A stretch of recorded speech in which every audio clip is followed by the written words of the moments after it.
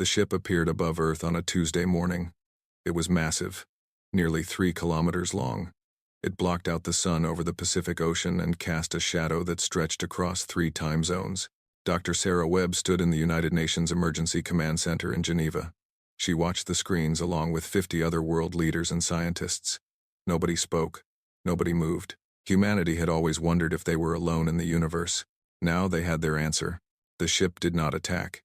Instead, it sent a message. The message was simple. It was translated into every human language within seconds.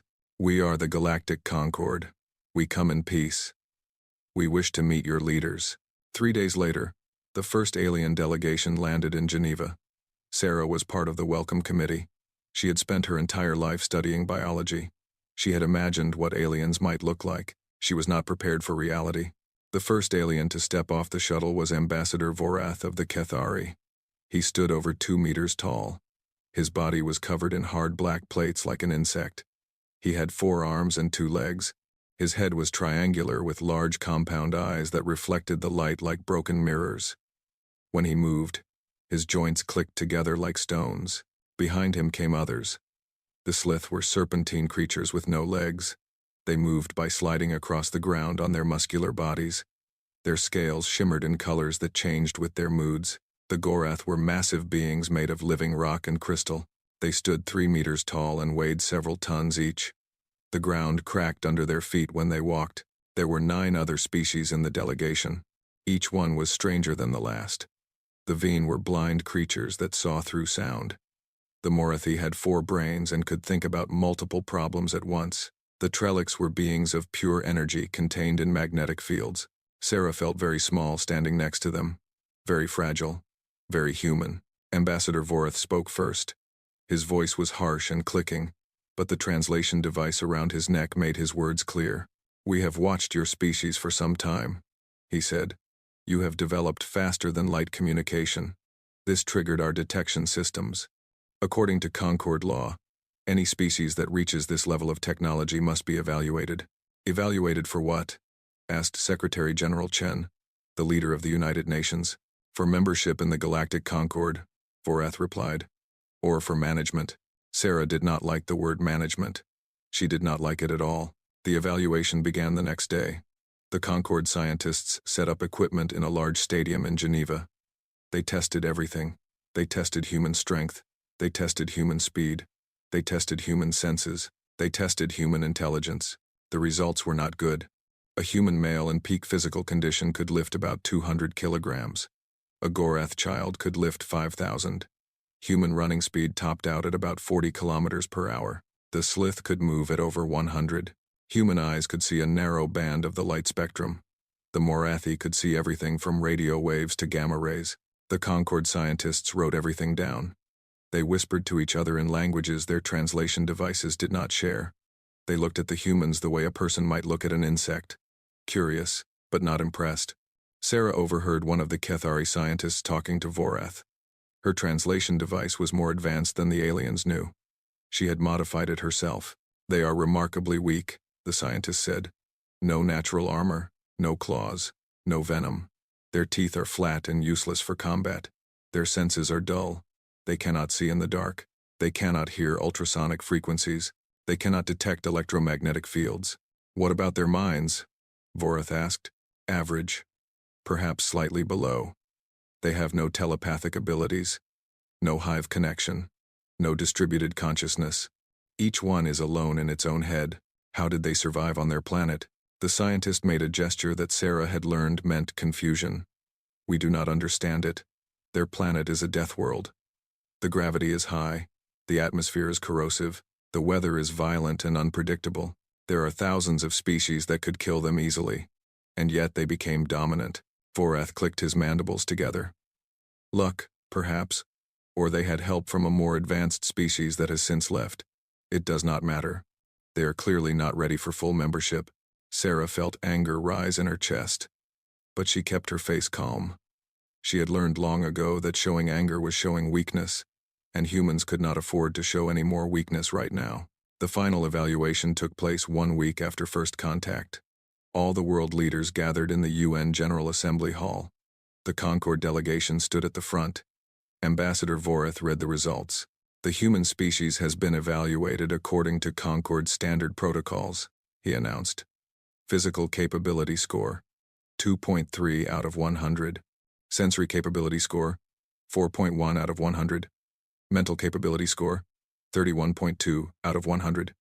Technological development score, 12.7 out of 100. Overall Galactic Readiness Index, 12.6 out of 100. He paused. His compound eyes swept across the room. Based on these scores, the human species is granted provisional observer status within the Galactic Concord. This is the entry-level tier. Humanity will be assigned a development advisor to assist with technological and social advancement. Access to Concord technology will be limited to deprecated systems only. Humanity will not have voting rights in Concord matters.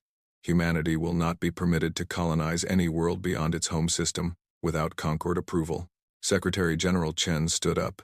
And if we refuse this status? Vorath tilted his head. The gesture meant amusement. Then you will be classified as an uncontacted species. All Concord interaction will cease. You will be left alone to develop, or to destroy yourselves. History suggests the second outcome is more likely for Death World species. There was a long silence. Sarah watched the faces of the world leaders. She saw anger. She saw fear. She saw humiliation. But she also saw something else. Something the aliens could not read on human faces because they did not understand human expressions. She saw patience. She saw calculation. She saw the look of people who had decided to play a very long game. Secretary General Chen bowed his head. We accept provisional observer status. We are grateful for the Concord's guidance. Vorath clicked his mandibles in approval. A wise decision. Your development advisor will arrive within 1 lunar cycle. We expect full cooperation.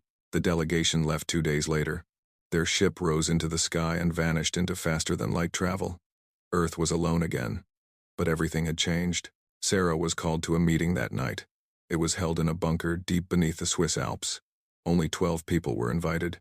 They represented the true powers of Earth, not the public governments, the shadow councils that had guided humanity for centuries. General Marcus Stone of the United States spoke first. They think we are weak.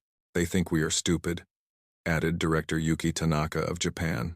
They think we are no threat, said Minister Alexei Volkov of Russia. Sarah listened. She had been invited because of her expertise in biology. She was the one who had modified her translation device. She was the one who had overheard the alien conversations. They made a mistake, she said quietly. Everyone looked at her. They measured us by their standards, she continued. They looked for claws and armor and venom. They tested our strength and speed and senses. But they never asked the right question. What question? Asked Secretary General Chen. Sarah smiled. It was not a nice smile. They never asked how a species with no claws, no armor, no venom, poor senses, and average intelligence became the dominant life form on a death world. The room was silent. They never asked about our history, Sarah said. They never asked how we killed the mammoths and the saber-toothed tigers and 100 other species bigger and stronger than us. They never asked about our wars. They never asked how we survived ice ages and plagues and famines. They never asked what makes humans dangerous, and what does make us dangerous, General Stone asked. Sarah looked at him. Her eyes were cold and hard. We do not give up. We do not stop. We adapt. We learn. We find weaknesses and exploit them. We invented tools because we had no claws. We invented fire because we had no fur. We invented weapons because we were weak. Every disadvantage made us more creative, more dangerous. She stood up and walked to the window. Outside, the stars were shining. They gave us observer status. They think they are managing us, but they just gave us access to their stations, their networks, their technology. They put us everywhere because they think we are harmless. They will let humans clean their floors and haul their cargo and translate their languages. They will ignore us completely. She turned back to the room. And while they ignore us, we will watch. We will listen. We will learn everything.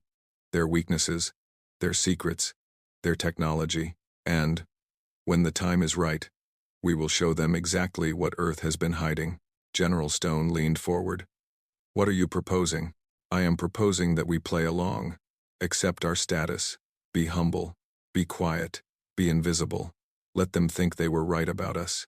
And while they are not watching, we build. We prepare. We become something they never imagined we could be.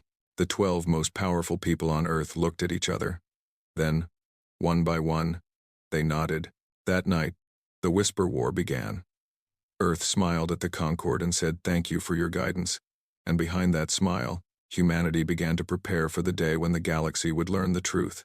The aliens had looked at humans and seen weak, fragile, harmless creatures. They had never imagined that those same creatures had hunted mammoths to extinction, had survived ice ages through sheer stubborn refusal to die, had built weapons capable of destroying their own planet and then chosen not to use them. The Galactic Concord had made a mistake that would change the history of the galaxy. They had assumed that weakness meant harmless. They were about to learn how wrong they were, but not yet. First, humanity had to wait, had to watch, had to learn. The Concord had been traveling between stars for 10,000 years. Humanity had only just discovered they were not alone. The gap was enormous, but humans were very good at closing gaps. They had done it before. They would do it again. Sarah Webb returned to her laboratory that night. She had work to do. She had alien biology to study. She had secrets to uncover. And she had a species to protect. The stars were watching. And somewhere out there, in the vast darkness between galaxies, something else was watching too. Something that would make the Concord's arrogance look like wisdom. Something that would make humanity's true nature not just useful but necessary. But that was a problem for another day. For now, Earth played the role of the humble student, the grateful primitive, the harmless observer, and behind closed doors, in bunkers and laboratories and secret facilities around the world, the real work began. The Concord thought they knew what Earth was hiding. They thought the answer was nothing. They could not have been more wrong. 30 years passed like water through open fingers. The galaxy continued to spin. The Concord continued to rule. And humanity continued to smile and bow and say thank you for your guidance. Commander Lissa Chen stood in the control room of Facility 7. It was buried 3 kilometers beneath the Sahara Desert. On paper, it did not exist. In reality, it was the heart of Earth's greatest secret. She was 62 years old now. Her hair was gray and cut short. Her eyes were sharp and missed nothing.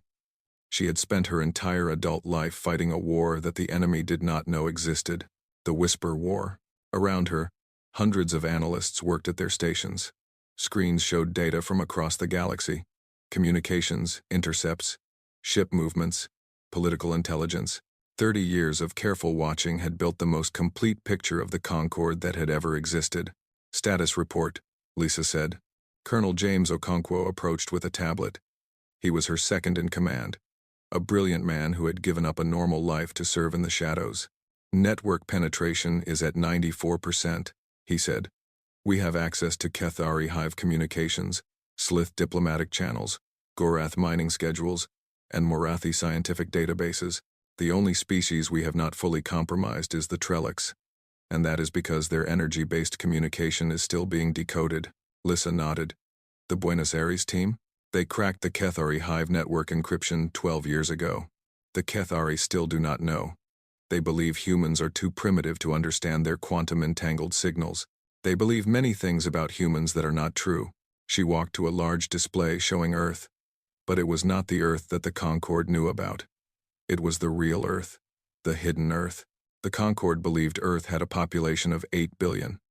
The real number was 16 billion. The extra 8 billion lived in underground cities, orbital stations, and lunar colonies that were shielded from Concord sensors. The Concord believed Earth had no military fleet. In reality, the Mare Imbrium shipyards on the dark side of the moon had been building warships for 25 years. 300 vessels now waited in hidden hangars, each one more advanced than anything the Concord possessed. The Concord believed humans were using deprecated technology that was centuries behind current standards. In reality, Earth's scientists had reverse-engineered everything they could get their hands on, and then they had improved it. Show me the Prometheus drive, Lissa said. The screen changed to show a technical schematic. It was humanity's greatest achievement, a faster-than-light engine that was 30% more efficient than the best Concord design. Dr. Sarah Webb had led the team that created it before her death 5 years ago. Her legacy would change the galaxy. Production status? All 300 ships have been retrofitted with Prometheus drives. Okonkwo reported. We can outrun anything in the Concorde fleet. Lissa allowed herself a small smile. 30 years of patience, 30 years of pretending to be weak. It was almost time, but there was still work to do.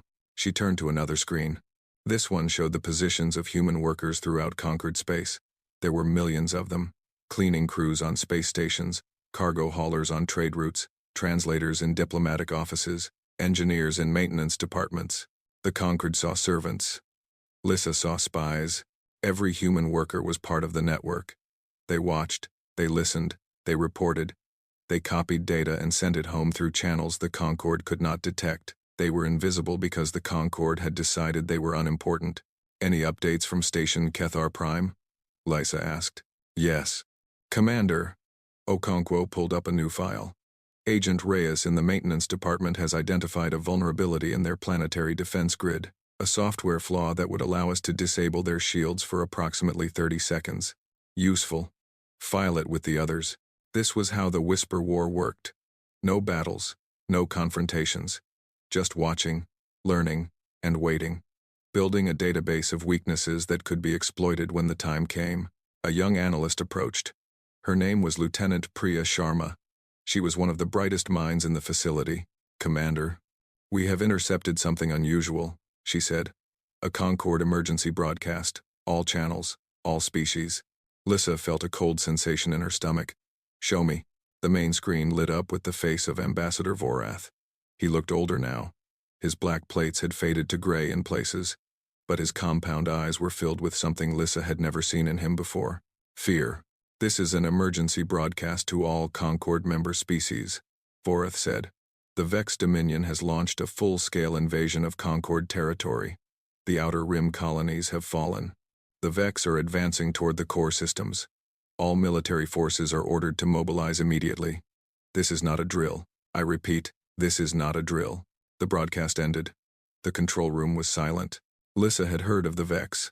They were a hostile empire beyond the borders of conquered space. The Conquered had been fighting small skirmishes with them for centuries, but a full invasion was something else entirely. What do we know about the Vex? She asked. Okonkwo pulled up a file. Biomechanical hybrid species.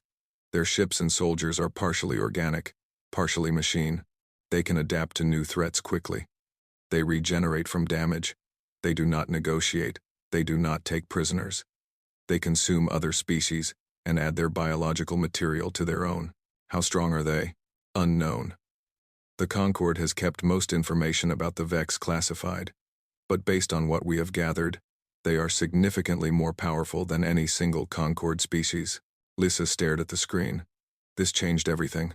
For 30 years, she had been planning for a conflict with the Concorde. Now there was a new enemy. A worse enemy. Show me the invasion routes, she said. A map of the galaxy appeared. Red arrows showed the Vex advance. They were moving fast. Impossibly fast. In 3 weeks, they had conquered territory that had taken the Concorde centuries to colonize. At this rate, they will reach the core systems in 6 months, Okonkwo said. Earth is in the outer rim.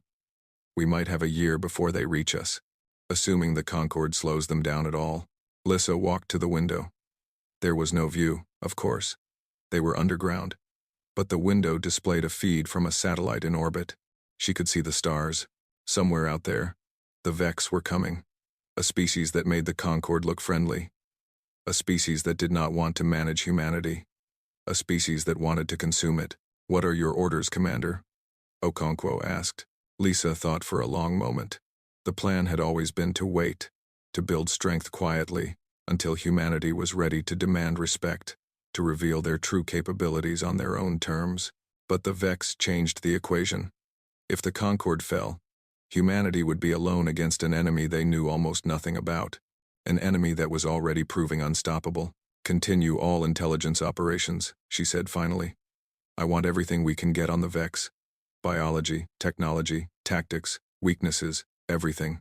And the fleet? Begin moving ships to forward positions.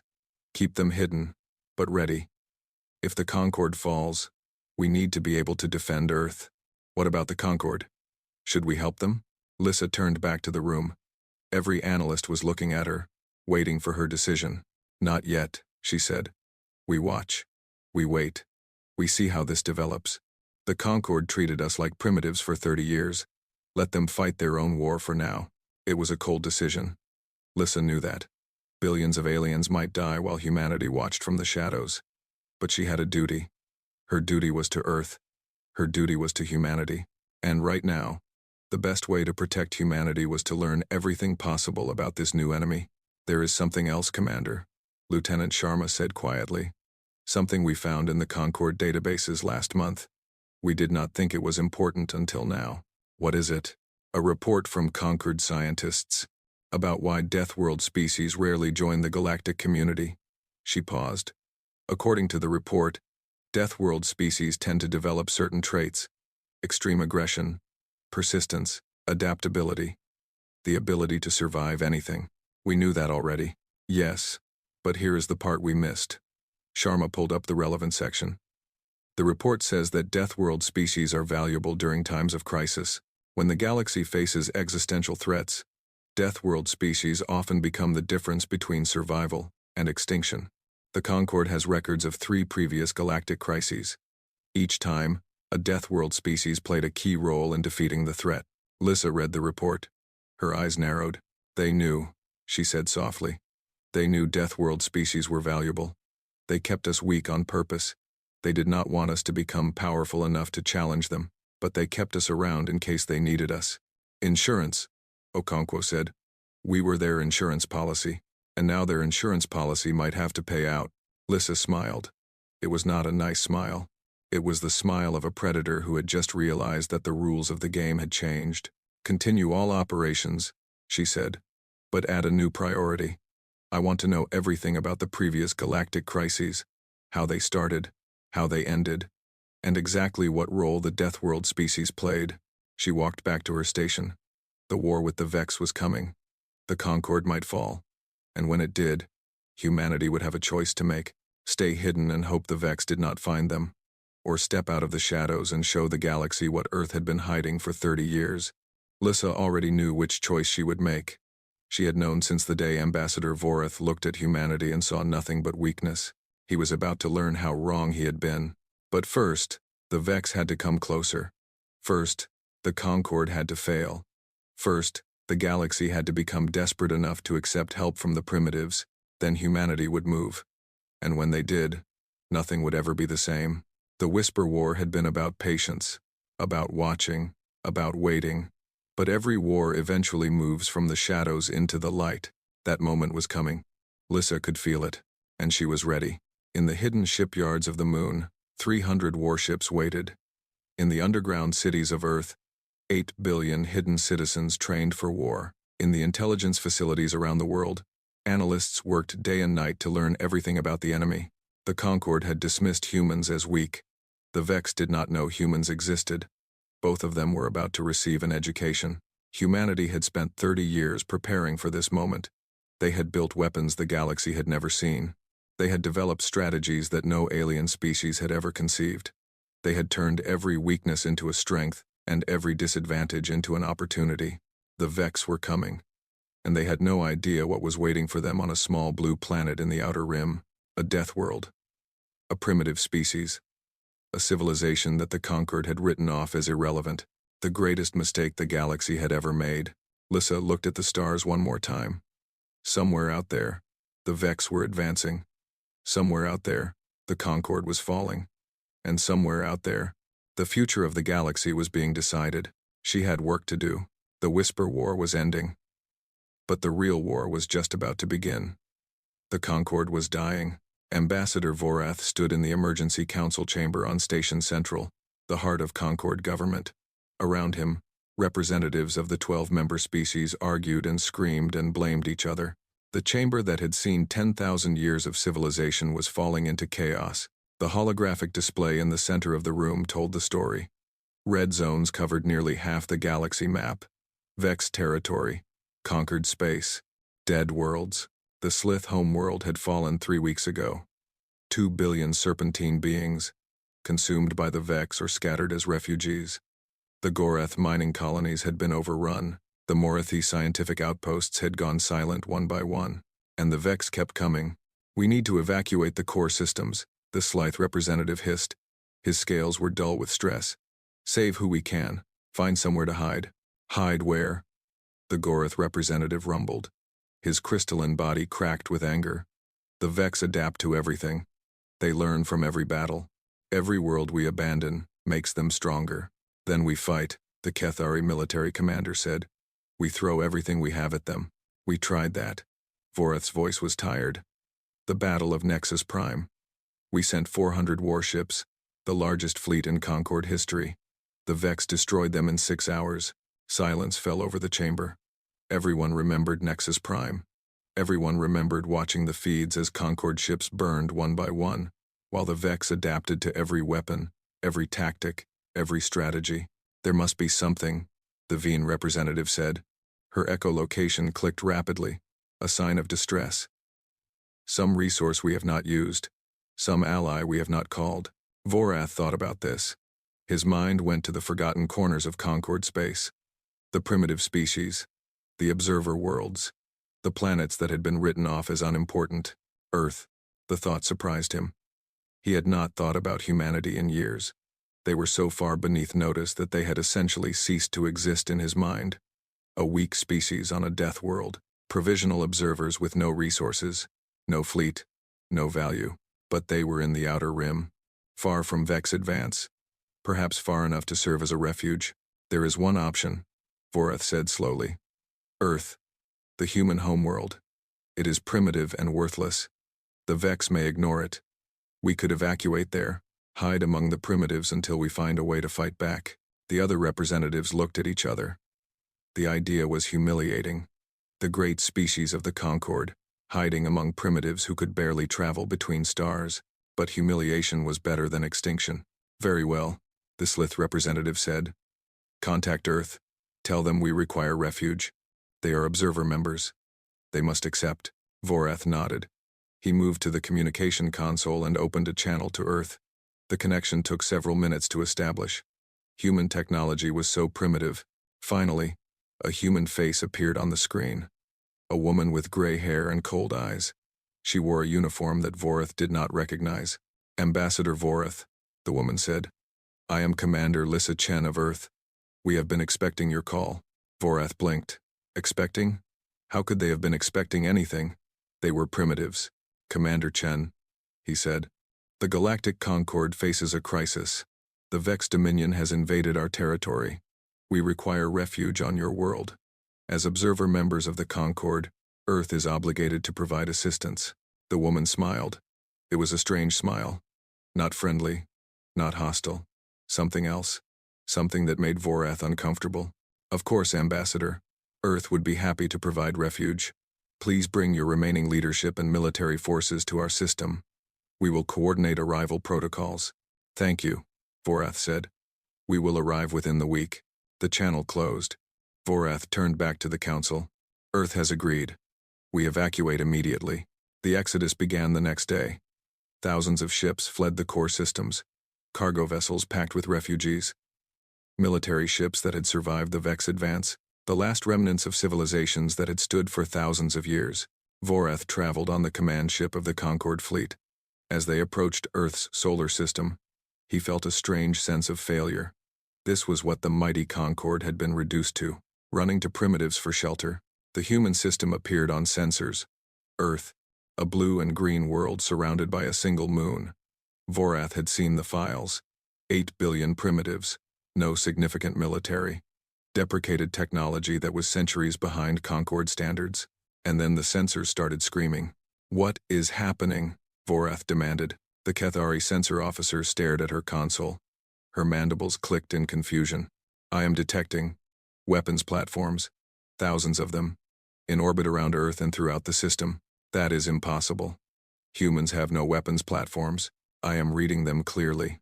Energy signatures consistent with advanced particle weapons. Shield generators. Targeting systems. This does not match any human technology profile. Vorath moved to the sensors himself. What he saw made no sense. Earth was surrounded by a defensive grid that would take the Concord years to build. Thousands of automated weapons platforms, orbital stations bristling with weapons. And something else. Ships. Hundreds of ships. Sleek and angular and unlike anything in the Concord database. Where did this come from? The Gorath representative demanded. The primitives cannot have built this. A new signal came through. Commander Chen's face appeared on the screen again. Welcome to Earth, Ambassador Vorath. Please follow the guidance signals to your assigned coordinates, and do not deviate from the approved approach vectors. Our defensive systems are rather sensitive. Vorath found his voice. Commander Chen, what is this? Where did you get this technology? We built it, Ambassador, over the past 30 years, while the Concord was not watching. Humans are very good at building things when we are motivated. But how? You are primitives. Your scores on the evaluation were exactly what we wanted you to see. Chen's eyes were hard now. We showed you weakness because that is what you expected. We hid our strength because we had not yet decided how to use it. You measured us by your standards and found us wanting. You never asked the right questions. The Concord fleet was guided to a staging area near Earth's moon. As they approached, Vorath saw more impossible things. Shipyards carved into the lunar surface. Construction facilities producing new vessels. Training grounds where human soldiers practiced with weapons that matched anything in the Concord arsenal. The human fleet emerged to meet them. 300 warships. Each one moved with a speed and grace that Concord ships could not match. What is their drive system? Vorath asked his officers. It looks like our faster-than-light technology, but more efficient. Approximately 30% more efficient, the sensor officer confirmed. They have surpassed us. I do not understand how. Commander Chen's ship approached the Concord flagship. Her vessel was called the Endurance. It was beautiful in a terrifying way. All angles and sharp edges. A predator in ship form. Vorath transported to the Endurance to meet with Chen in person. When he arrived, he found himself in a command center unlike anything he had seen.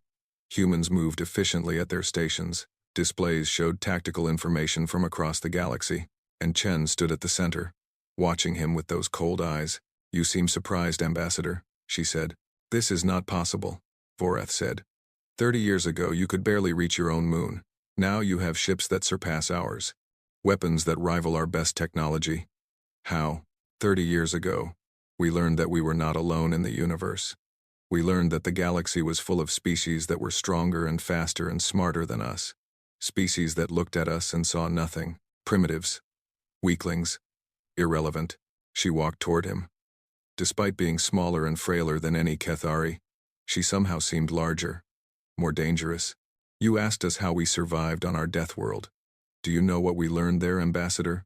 We learned that survival is not about being the strongest or the fastest. It is about being the most adaptable, the most persistent, the most willing to do whatever it takes. You lied to us. Your evaluation scores were fake. We showed you nothing.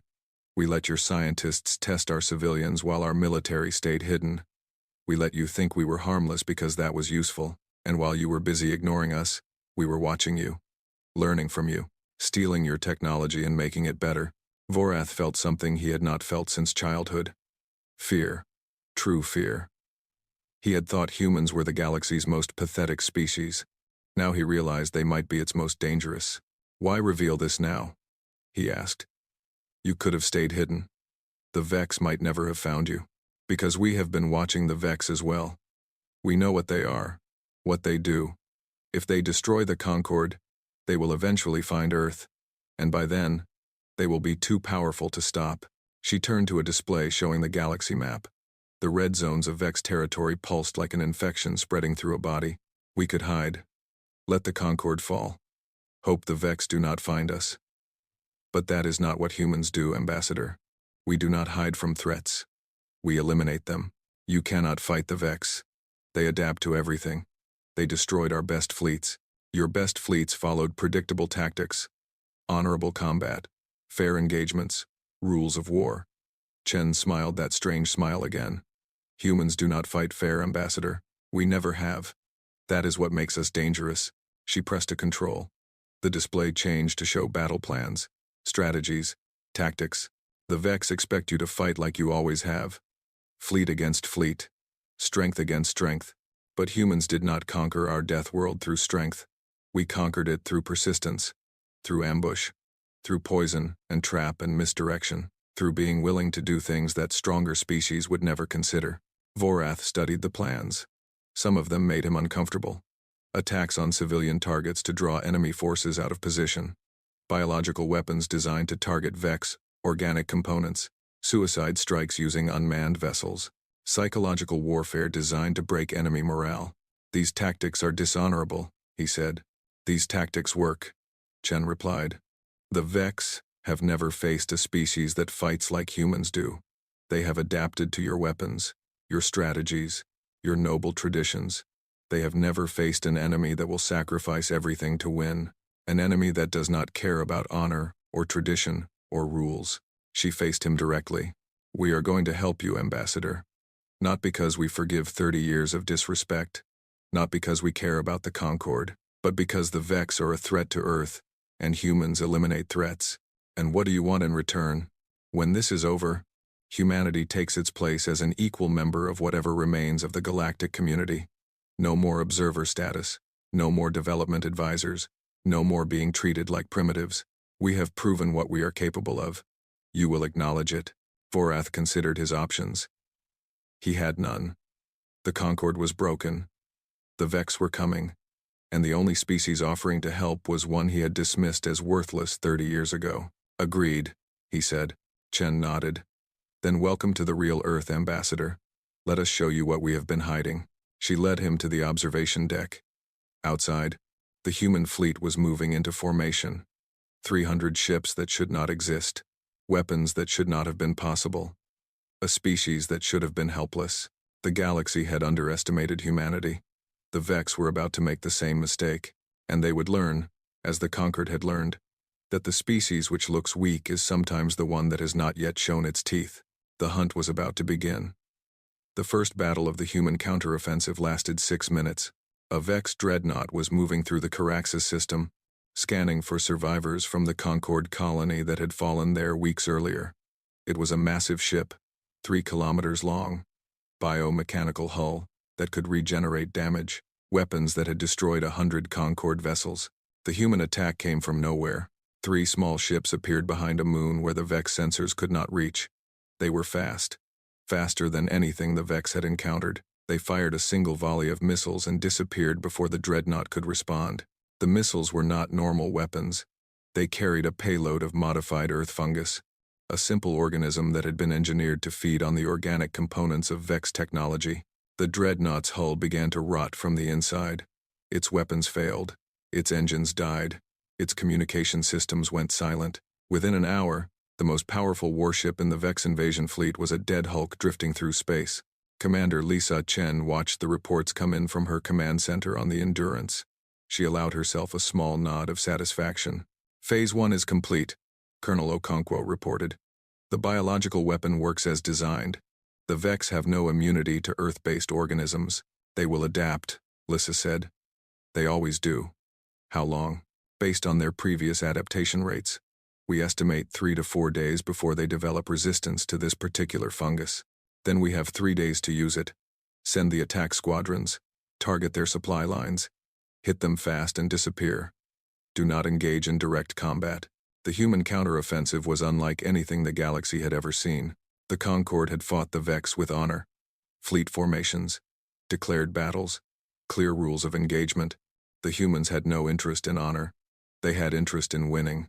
Human ships did not form battle lines. They struck from ambush.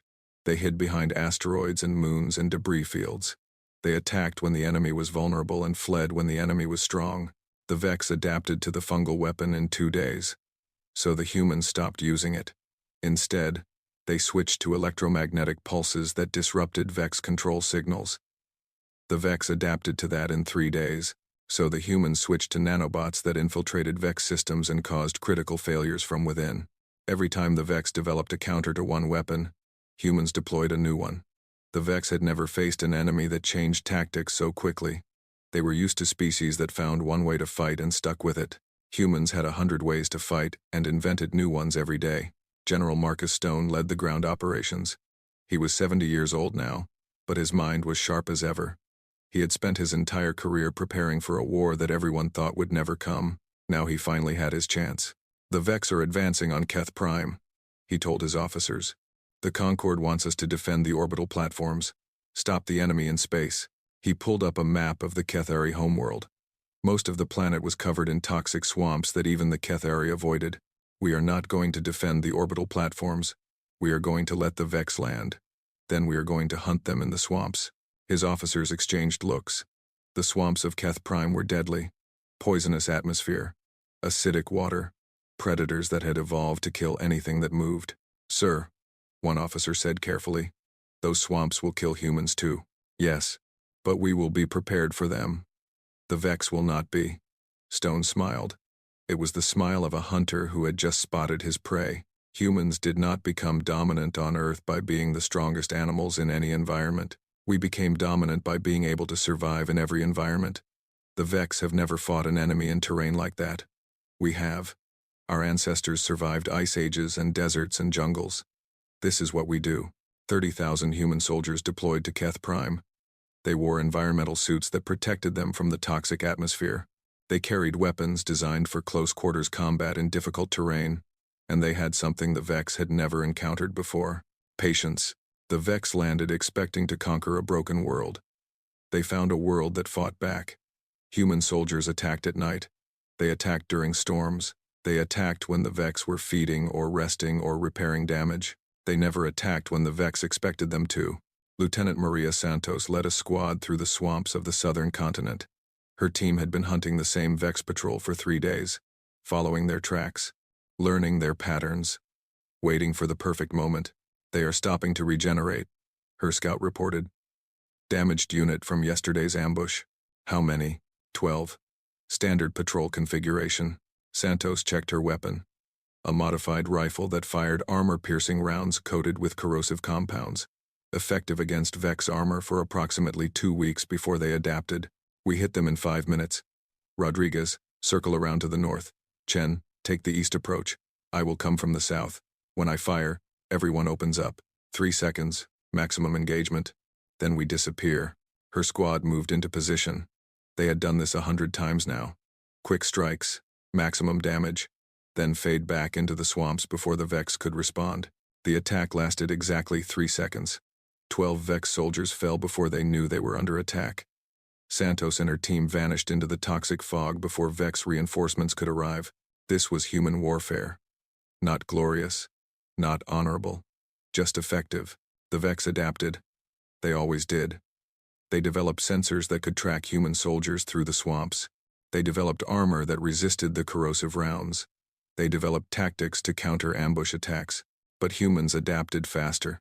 When the Vex sensors tracked them through heat signatures, humans started wearing cooling suits. When Vex armor became resistant to corrosive rounds, humans switched to explosive rounds. When the Vex developed counter-ambush tactics, humans started using larger coordinated attacks with multiple squads hitting from different directions. The war on Keth Prime lasted 6 months. 6 months of constant fighting in terrain that should have killed everyone involved. The Vex lost over 200,000 soldiers. Humans lost 12,000. The Kethari, watching from their protected cities, could not believe what they were seeing. They do not stop, a Kethari military observer reported. They do not rest. They do not retreat. They have been fighting in conditions that would break any Concord species, and they simply refuse to give up. How? His superior asked. I do not know.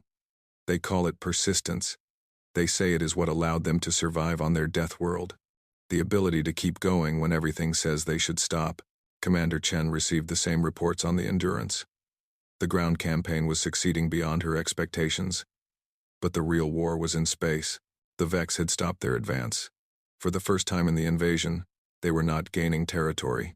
Human attacks on their supply lines had disrupted their logistics. Human raids on their rear areas had forced them to divert forces.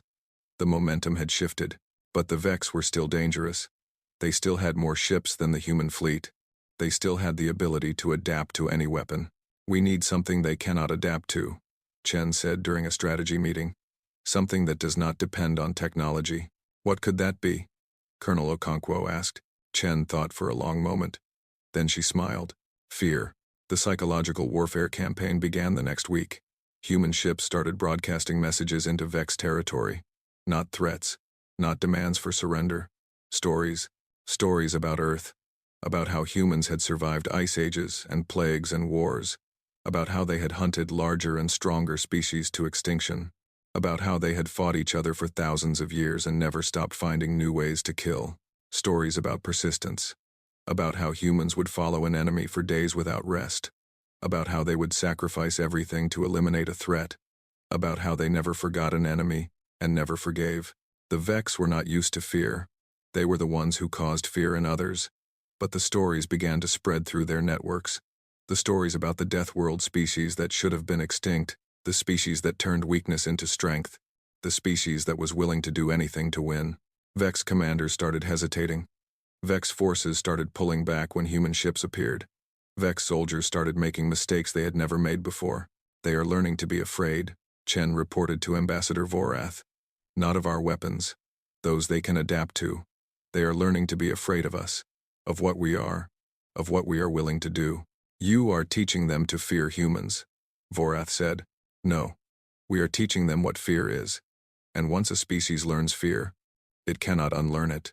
The turning point came at the Battle of Nexus Station. The Vex had massed their remaining fleet for a final push into Concord Core territory. 3,000 ships against humanity's 300. Any normal species would have retreated against such odds. The humans attacked. They came in fast, using their superior drives to close distance before the Vex could react. They ignored the enemy warships and targeted the command vessels. They used suicide drones and ramming attacks and weapons that had never been tested in combat. And they kept coming. Ship after ship, wave after wave, taking losses that would have broken any conquered fleet. But they did not break. The Vex had never seen anything like it. Species that were losing were supposed to retreat. Species that were outmatched were supposed to surrender. But humans did neither. They just kept fighting. The battle lasted 18 hours. When it was over, the Vex fleet was broken. 1,500 enemy ships destroyed. Humanity had lost 90 vessels. But more importantly, the Vex had lost something they could not replace. Their belief that they were unstoppable. Their certainty that they would eventually win. They had learned to fear. And a species that fears cannot fight at full strength. A species that fears makes mistakes. A species that fears looks for ways to escape. The Vex began to retreat. It started slowly. A few ships pulling back from exposed positions. A few ground forces abandoning conquered worlds. But it accelerated. Within a month, the Vex were in full retreat across the entire front. They were running from humans. The hunters had become the hunted. Commander Chen watched the reports come in. Victory after victory. World after world liberated. The Vex falling back toward their own territory. We are winning, Okonkwo said. I never thought I would say that. But we are winning. Not yet, Chen replied. Winning means they never come back. Winning means they never threaten Earth again. We have a lot of hunting left to do. She looked at the galaxy map. The red zones of Vex territory were shrinking every day. But they were still there. Still a threat. Still capable of rebuilding and trying again. We follow them, she said. We chase them back to their space. We show them that there is nowhere they can hide from us. We make them understand that starting a war with humans means the war never ends until we decide it ends. The hunt continued, and somewhere, in the darkness between galaxies, the Vex were learning a lesson that would change their species forever. There were some enemies you could not defeat, some prey that became predators, some Death World species that should have been left alone. They had found one, and they would never forget it. The last transmission from the Vex Dominion was intercepted by human listening posts near the Galactic Rim. It was a simple message, repeated on all frequencies, broadcast in every language the Vex had ever encountered. It said, "Avoid the persistence. Avoid the Deathworlders. Avoid Earth." The translation was rough, but the meaning was clear. The Vex, a species that had conquered 100 worlds and consumed a dozen civilizations, were warning their own kind to stay away from humanity. Commander Lissa Chen read the message in her office on Earth. She had returned home for the first time in 3 years.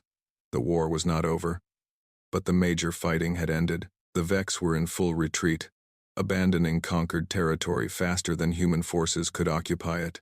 They are running, Colonel Okonkwo said. He stood across from her desk, looking tired but satisfied. They are giving up worlds they spent years conquering. Just leaving. They are not giving up, Lissa corrected him. They are cutting their losses. The Vex are smart. They understand that continuing this war costs more than retreating, and they will not come back. Lissa looked at the transmission again. Avoid the Deathworlders. A species of biomechanical monsters had given humanity a name. Not humans, not Earthlings. Deathworlders. They will remember us, she said. For a very long time, they will remember what happened when they invaded our galaxy, and they will tell stories about us to their offspring, stories about the species that should have been weak, the species that fought back, the species that hunted them across the stars and never stopped. She set the message aside. No, they will not come back. Not in our lifetime. Maybe not ever. The victory celebrations lasted for weeks. On Earth. On the liberated Concord worlds. On the refugee stations where survivors of the Vex invasion had gathered. For the first time in 2 years, the galaxy was at peace. But peace brought its own challenges. The Galactic Concord was broken. Half of its member species had been devastated by the Vex. The Slith had lost their homeworld. The Gorath mining colonies were gone. The Morathi scientific networks had been destroyed. The old political structures that had ruled for 10,000 years were meaningless. A new order had to be built. And humanity was at the center of it. Ambassador Vorath requested a meeting with Commander Chen 6 months after the war ended. He was old now. His black plates had faded to gray. His movements were slow, but his compound eyes were still sharp. I wanted to speak with you before the council meeting tomorrow, he said, to discuss what happens next. What happens next is that humanity takes its place as a full member of the new Concord, Chen replied. That was the agreement. Yes, and the Concord will honor that agreement. Humanity has earned its place. He paused. But I wanted to say something else. Something personal. Chen waited. 30 years ago, I came to Earth as part of the evaluation delegation. I looked at your species and saw nothing. Weak bodies, dull senses, average minds. I gave you the lowest possible score because I believed you were worthless. You were not wrong, Chen said. By your standards, we were weak. But I was asking the wrong questions. Vorath made the gesture that meant acknowledgement of error. I asked how fast you could run, how much you could lift, how far you could see. I never asked how you survived. I never asked what made you dangerous. He met her eyes directly. I have thought about this many times during the war. Why did we miss it? We are an ancient species. We have evaluated thousands of worlds. We should have recognized the threat you posed. Do you have an answer? Yes. Vorath settled back in his chair. We missed it because we did not want to see it. Your weakness was convenient for us. It meant we did not have to take you seriously. It meant we could feel superior. We looked at the evidence and saw what we wanted to see. Chen considered this. That is very honest of you, Ambassador. I am too old for dishonesty, and I have learned that humans value truth, even when it is uncomfortable. He paused again. I have one question. One I have wanted to ask since the day you revealed what Earth had been hiding. Ask. During the 30 years when you were building your fleet and developing your weapons and preparing for war, did you ever consider using that power against us? Against the Concord? Chen did not answer immediately. She thought about the years of hidden preparation, the discussions in secret bunkers, the plans that had been made and discarded and made again. Yes, she said finally. We considered it. There were many who wanted revenge for how the Concord treated us. Many who thought we should take what we wanted instead of waiting to be given respect. What stopped you? The same thing that has always stopped humans from destroying ourselves. We realized that cooperation was more valuable than conquest, that allies were more useful than subjects, that the galaxy would be better with us as partners than with us as rulers. She stood and walked to the window. Outside, the city of Geneva spread beneath them, rebuilt after the war, stronger than before. Humans are capable of terrible things, Ambassador. We have done terrible things to each other throughout our history. But we have also learned that destruction is easy, and creation is hard. That hate is simple, and love is complicated. That it is better to build than to burn. The Vex would say differently. The Vex attacked us. That is different. Chen turned back to face him. We do not start wars, but we finish them. We do not hunt species that leave us alone, but those who threaten us learn that we never forget, and we never stop. Vorath nodded slowly. I think I finally understand humans. You are not the strongest species. You are not the smartest, but you are the most persistent, the most adaptable, the most willing to do whatever is necessary. We are survivors, Chen said simply. That is what Earth taught us. Survive first. Everything else comes after. The new Concord Council met the next day. It was a smaller gathering than the old council. Too many species had been lost to the Vex. But the survivors had come together to rebuild. Humanity was represented by Chen herself. She stood before the assembled delegates and spoke words that would have been unthinkable 3 years earlier. Earth accepts full membership in the Galactic Concord, she said. We accept the responsibilities that come with that membership. We will contribute to the common defense. We will share our technology. We will work with all species for the good of the galaxy. She paused. But we also demand something in return. Not respect. Respect must be earned. And we have earned it. Not equality. Equality is obvious, and we have proven it. What we demand is honesty. The delegates shifted uncomfortably. For 30 years, the Concord lied to itself about humanity. You told yourselves we were weak. You told yourselves we were primitive. You told yourselves we were no threat. And because of those lies, you almost lost everything. The galaxy cannot afford lies anymore. The Vex are not the only threat out there. There will be others. And when they come, we cannot face them divided by comfortable illusions. We must face them together, as equals, with clear eyes and honest assessments. She looked at each delegate in turn. Humanity will be your ally, your partner, your defender if needed. But we will not be your subordinates. We will not be your primitives. We will not be the species you look down on because it makes you feel better about yourselves. The old Concord is dead. The new one must be built on truth. And the truth is that the species you dismissed as weak became the ones who saved you all. The vote was unanimous. Humanity became a full founding member of the new Galactic Concord. Chen was appointed to the Leadership Council.